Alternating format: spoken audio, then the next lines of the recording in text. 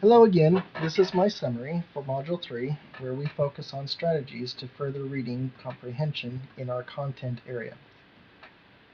I have chosen to focus on mathematics as I was initially more curious to the strategies presented and how they would relate to helping students do better with those pesky word problems. Some word problems can be downright confusing, and even after rereading them multiple times, I wonder if there were not a better way. And lo and behold, there were better ways, and I now understand what I was attempting to do. But I did not always get the ultimate goal of getting the right answer, because I was missing a step or two and combining parts of multiple strategies. The strategies presented in the screencasts and readings were story impressions, visual text and vocabulary, reciprocal teaching, and utilizing a graphic organizer.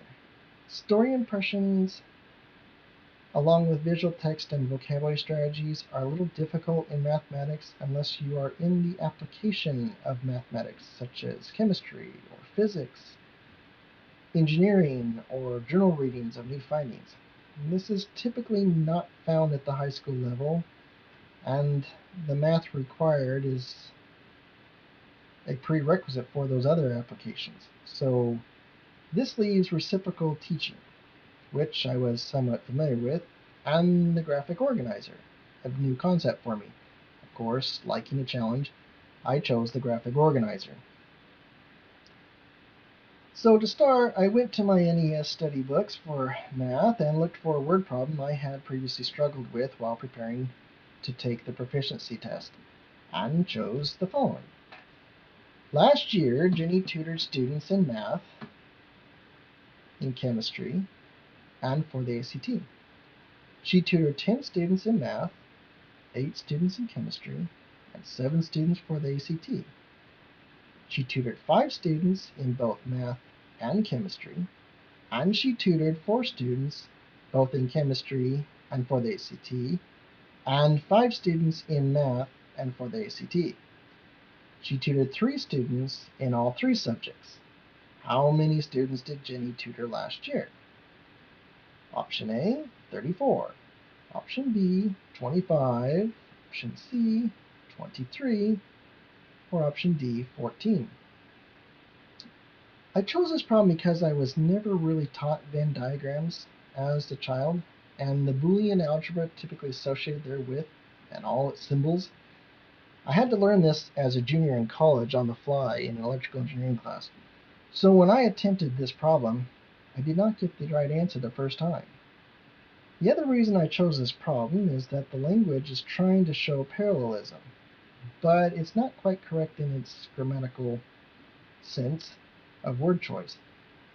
Depending on the student's background, the word problem can pose multiple problems. Long sentences tend to be misread. They can be like me and not know that this problem is actually trying to see if you know how to use and when to use a Venn diagram, and not just interpret one. They may not see the overlapping of data and think it is all summation. Unfortunately, the typical errors in comprehension are of course represented in the 4 possible solutions given. Let me now begin to think aloud. First, I'm going to draw my diamond for the graphic organizer to remind myself of all 6 steps so that I can not forget any of them. So step 1 is to restate the problem in my own words. Number 2 is to find the required information. Number 3 is to plan. What am I going to do? How am I going to get there? Number 4 is to find an answer. Number 5 is to make sure it's reasonable.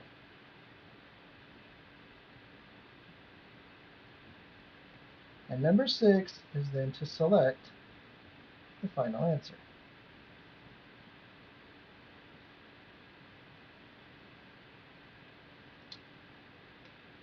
Okay, so first I'll start with step 1, which is restating it in my own words.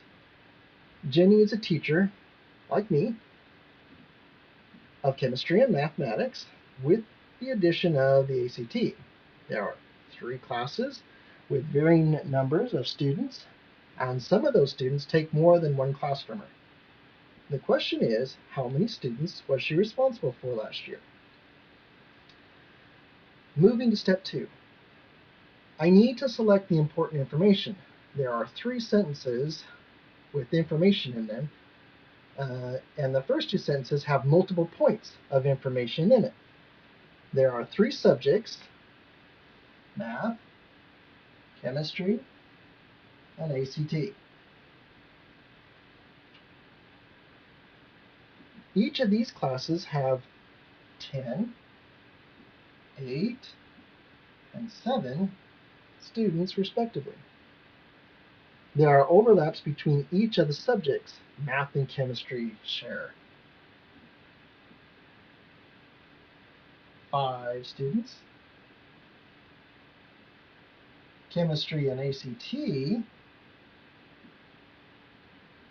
share 4 students, and 5 students are in the math and SAT category.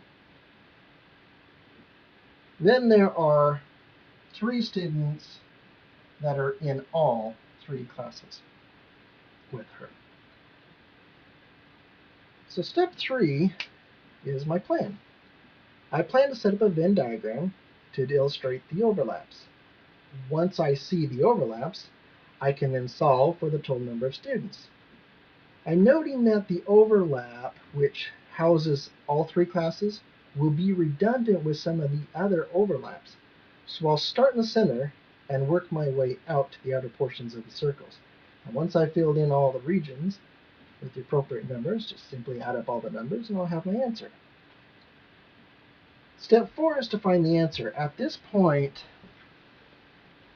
I would draw the Venn diagram on the board with 3 overlapping circles and place a 3 in the center where all 3 overlap.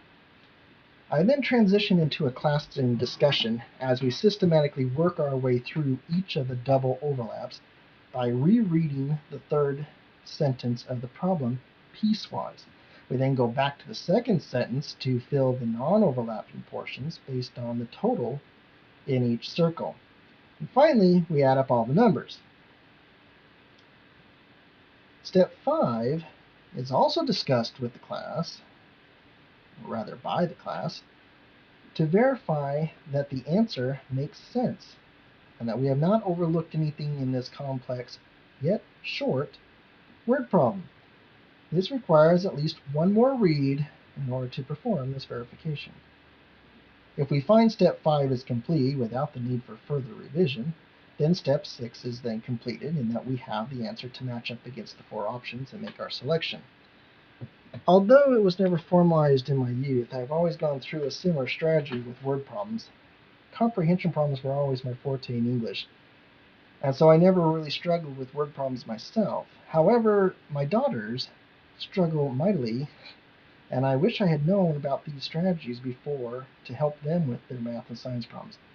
For me, I have to remember to get out of the habit of reading too much into the problem or reading too fast, which then throws me off. Unfortunately, the answer that I come up with is usually one available for choosing, and I get the wrong answer from time to time.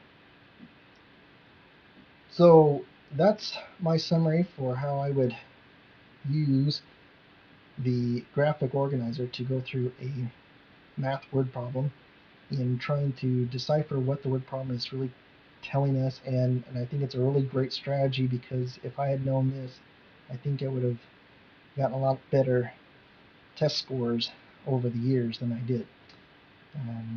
That's all for now. Thanks.